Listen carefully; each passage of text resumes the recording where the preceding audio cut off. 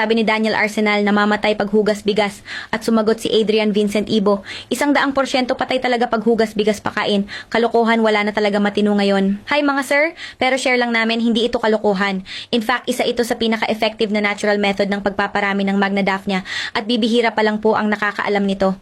May science at actual na field practice po sa likod nito. So paano ba nagwo-work ang hugas bigas? Hindi po direktang kinakain ng Magna Daphnia ang hugas bigas mismo.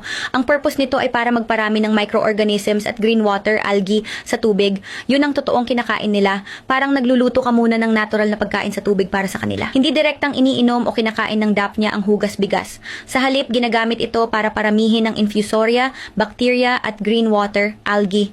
Ito ang tunay na pagkain ng Magna Daphnia.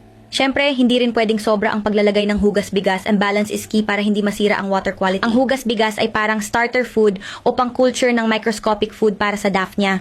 Hindi siya ang mismong pagkain nila, pero dahil sa epekto nito sa tubig, nagkakaroon ng food source na swak para sa filter feeding behavior ng Daphnia. Kaya hindi po ito kalokohan, basta alam ang tamang proseso at application.